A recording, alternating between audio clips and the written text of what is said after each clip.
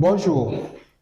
Aujourd'hui, nous allons vous montrer comment est-ce que le Gabon peut pouvoir produire les pommes de terre de manière biologique. Et surtout, nous avons remarqué que le Gabon dispose énormément de potentiel pour pouvoir réussir la production de pommes de terre. Alors, toutefois, il y a certains nombres d'erreurs qui sont faites au niveau de la production de pommes de terre parce qu'il y a beaucoup de problèmes au niveau de la prise en place, les recommandations au niveau des semences à mettre en place, les recommandations à faire au niveau des types de production. Alors, dans cette vidéo, nous allons montrer comment est-ce que le Gabon peut produire les pommes de terre de manière biologique sur tout l'étendue du territoire. L'une des choses que nous allons faire, c'est que nous allons repartir encore notre schéma ici en termes de zones forestières, en termes de zones agroécologiques. Nous allons donc voir quelles sont donc les différentes forces que regorge le Gabon pour pouvoir faire la production des pommes de terre. Nous avons donc par exemple la zone 1 forestière de basse altitude, parce que nous avons regroupé en 4 zones. Zone 1 de forestier de basse altitude, qui prend toutes les régions de l'estuaire, qui prend donc la région du nord de l'Angonoué, surtout le nord de la province, d'Endé à l'envers Moala et aussi à Fugamo. On a Logoué Lolo, la zone de bordure vers Lastrouville et Kolamoto. On a le Logoué maritime dans toute la province qui constitue donc la zone 1. On a le moyen Togoué, excepté le mont Cristal qui est situé à gauche de la zone de Djolo-la-Lara. Nous avons donc la zone 2 forestière de haute altitude. Dans cette zone forestière de haute altitude, on a Ngounué qui prend donc la région de Bingou, de Mimongo, le massif de Chailou. On a la zone qui commence à peu près vers la Libamba dans les deux axes routiers. On a la zone 3 dans la zone savane de basse altitude. On a la Nyanga qui est la zone de savane de la Nyanga située entre le massif montagneux de la Manyombe et l'Ikundu. On a le Koué et l'Ivondo qui est dans la zone d'altitude de savane et la Lopé située à l'ouest de Leboué. Et enfin, la zone 4, qui est la zone de savane d'altitude, donc toute la savane de la province de Haut-Ogooué, le Mwanda, Franceville, ainsi que le plateau de Bateke. Maintenant, dans ces différentes 4 zones agroécologiques dont nous parlons, vous allez vous rendre compte que la zone forestière, par exemple, de basse altitude, on va revenir sur 2 données qui nous intéressent ici. L'altitude, le niveau de la mer, se trouve au niveau de 300 à 350 mm. On a la pluviométrie qui est supérieure à 1600. Pourquoi est-ce que nous faisons cela? C'est parce que nous allons donc comparer tout cela par rapport aux exigences donc, des cultures de pommes de terre pour pouvoir voir que toutes les zones d'abord sont propices au niveau du climat et au niveau même de l'altitude ou bien la répartition de l'ensoleillement sur l'année. On a donc la zone 2 qui a une altitude supérieure à 300 et 400 mm, la pluviométrie supérieure à 1600 et la répartition des pluies. On a la zone de savane, altitude qui est inférieure à 300 mm, la pluviométrie qui est aussi inférieure à 1600. Et pour la zone 4 de savane d'altitude, on a une altitude supérieure à 300. On a une pluviométrie qui est comprise entre 1700 et 1900. Donc, nous allons nous rendre compte qu'en fonction des répartitions donc, des pluies, on a donc au niveau de la zone forestière, on a 2 saisons sèches et 2 saisons pluvieuses. Et lors de l'explication par rapport à la production de la pomme de terre, nous allons revenir sur ça. Alors qu'au niveau de la zone de savane d'altitude, on a une tendance monomodale avec des grandes saisons sèches bien marquées et une petite saison sèche peu marquée. Donc, revenons donc sur ce calendrier de production. Nous pouvons vous en rendre compte que ici, ce calendrier montre que pour des zones à pluviométrie bimodale, on peut avoir donc la production de la pomme de terre peut débuter au début du mois de mars et la première campagne finit à partir du mois de juin. Ça, c'est la première campagne. Et puis maintenant, au niveau du mois de mi-juin jusqu'à la période d'octobre, on peut donc avoir la deuxième campagne. Et la troisième campagne qui peut débuter vers fin septembre et aller jusqu'à début mi-janvier. Et la quatrième campagne qui ira donc de la période de novembre jusqu'à février. Ceci, pour ceux qui sont de ce côté, il s'agira donc de pouvoir voir comment est-ce qu'on pourra faire à fonction des différentes zones. Donc vous voyez qu'on peut faire 4 campagnes par an de production de pommes de terre au niveau du Gabon. Maintenant, quelques sites appropriés et des sites non appropriés et non appropriés pour la culture du Gabon. Il est vrai à savoir que l'altitude, les zones à haute altitude, les altitudes ne sont pas si marquées que cela, raison pour laquelle, pour certaines zones, il faudra donc éviter de faire la production de pommes de terre sous des arbres. Il faudra aussi faire la production de pommes de terre à proximité des routes praticables, bien sûr. Un site aussi, il y a l'accès d'eau si on veut faire en contre-saison. Et puis aussi, pas sur des pentes abruptes, parce que si on est sur des pentes très abruptes, ça va donc déranger donc la production. Et puis aussi éviter les zones qui sont regorgées constamment d'eau, parce qu'il faudrait donc parfois pouvoir drainer. Pour ce qui est donc des exigences de la culture de pommes de terre, nous allons nous rendre compte qu'au niveau des exigences de la culture de pommes de terre, on a des exigences au niveau de la température qui va de 5 à 30, qui va favoriser la croissance. On a aussi Aussi, en termes de variétés, la plupart des variétés que nous avons développées au niveau du Gabon sont des variétés à basse altitude, parce qu'on a des variétés qui sont adaptées à haute altitude, mais ici, nous avons un peu des variétés qui sont adaptées à basse altitude, parce que l'altitude au niveau du Gabon, on ne dépasse pas les 1000 mètres, 1000 mètres d'altitude, donc raison pour laquelle toutes les variétés seront considérées comme des variétés à basse altitude. Et puis maintenant, pour ce qui est de la température 10 à 27, il faut aussi également prendre la pluviométrie qui entre en compte, parce que vous avez entre 300 et 700, et le Gabon regorge largement cela. Et puis maintenant, les cultures qui réussissent au mieux à des altitudes il faudrait donc adopter des cultures qui réussissent mieux à des altitudes à moins de 1000 mètres.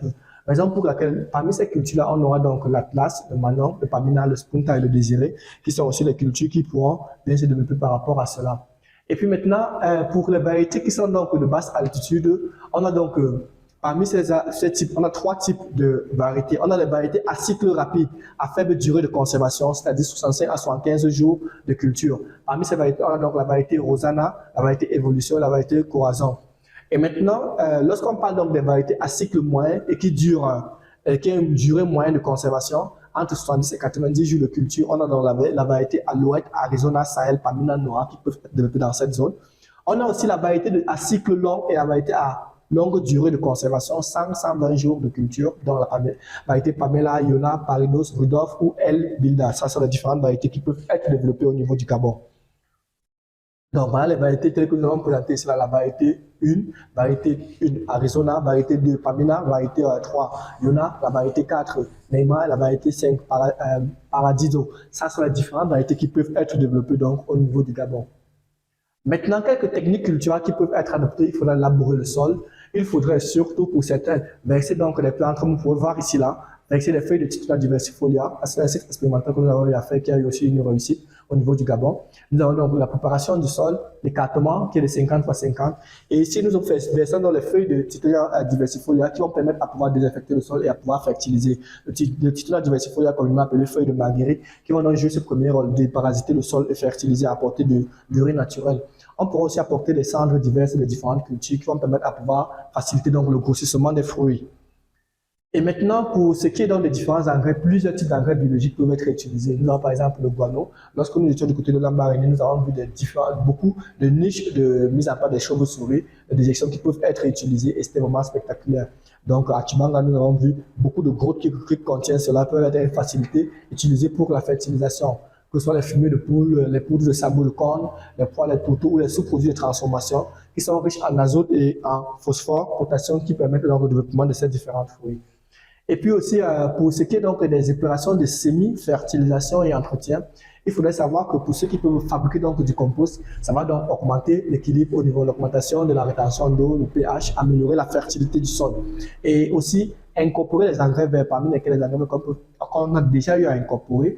Nous avons le 3K, le Mukuna, le Lesena, le Krutanaria, parce que cela va fournir quoi non seulement va fournir donc de la fertilisation de la nourriture pour les différents sols au niveau du Gabon, préserver déjà aussi l'humidité qui est présente au cas où on a une sécheresse et aussi éviter donc le contrôle des mauvaises herbes, notamment donc le desmodium qui peut être utilisé par rapport à cela. Maintenant, comment prévenir et traiter les maladies sur la culture? Donc, ici, là, nous avons fait donc une représentation des différents types de maladies qui peuvent attaquer donc la culture de pommes de terre. Parmi ces différentes maladies, on a les pourritures, les flétrissements bactériens, les taches foliaires, le mildiou. On peut aussi avoir les pucerons, les forêts de tiges, les acariens, les chenilles, les nématodes qui peuvent attaquer ces différentes cultures. Comme nous avons ici là, pour ce qui est donc des maladies des ravageurs de la pomme de terre, nous avons donc ici l'alternariose, la fusariose, nous avons donc les attaques racinaires, nous avons les dégâts causés par les chenilles. Bon, pour pouvoir prévenir l'utilisation donc par les maladies des alternarioses, on peut fabriquer les micro-organismes qui vont pouvoir permettre de pouvoir prévenir cela. On peut pouvoir faire des thés de jus de compost pour pouvoir prévenir cela. On peut aussi utiliser des plantes amères qui ont une forte amertume, donc les maladies cryptogamines ne supportent pas. Et à côté de ça, pour ce qui est donc des plantes qui sont attaquées donc par les différentes chenilles, on peut faire aussi plusieurs types de compositions à base donc des plantes biostimulantes ou bien des plantes d'hormones de croissance ou une résistance qui vont pouvoir permettre à ce qu'on puisse traiter de manière biologique ces différentes maladies et pouvoir les prévenir. Et faire aussi les différentes recettes qui vont permettre à base des feuilles, que ce soit les feuilles de nîmes, que ce soit des feuilles de moringa qui vont stimuler cela, ou bien que ce soit à base des feuilles de tabac en fonction des différentes espèces que nous avons dans notre localité. Et maintenant, pour pouvoir lutter par exemple contre les différents types de pucerons, il y a aussi des concentrations faites à base donc de savons potassiques qui peuvent être utilisées notamment. Ici, lorsqu'on pourra parler donc de potasse, on parlera par exemple des jus de cendre qui peuvent être appliqués pour éviter donc les maladies causées par des pucerons ou par des nimes. Et maintenant, pour lutter contre les teignes, comme on voit dans sur différentes cultures flétrissements, on peut intégrer certains plantes comme la Tagetes erecta qui vont éliminer ces différents ravageurs au niveau de la pomme de terre. Maintenant, pour ce qui est donc des précédents culturels, parce que l'une des raisons pour laquelle, lorsqu'on a beaucoup plus la mise en place des cultures de pommes de terre, il faudrait savoir qu'est-ce qu'il faudra mettre avant ou après, ou quelles sont les cultures appropriées. Donc, pour les cultures qui sont bien appropriées, on a les légumineuses, on a les céréales, maïs, qui peuvent être mil, sorgho avant la pomme de terre, ça passe pas de souci. Les légumineuses, c'est aussi bon. Les engrais verts, c'est aussi bien parce qu'il va apporter de l'azote. Parmi ces engrais, on a parlé donc de mucuna, on a parlé du pois cajan. On a aussi des choux qui peuvent être apportés et qui vont donc favoriser comme précédent culturel pour la pomme de terre, il n'y a pas de souci. Les cultures racinaires comme carottes, les cultures racinaires tubercules comme le manioc, qui sont aussi des très bonnes culture comme précédent culturel pour la pomme de terre.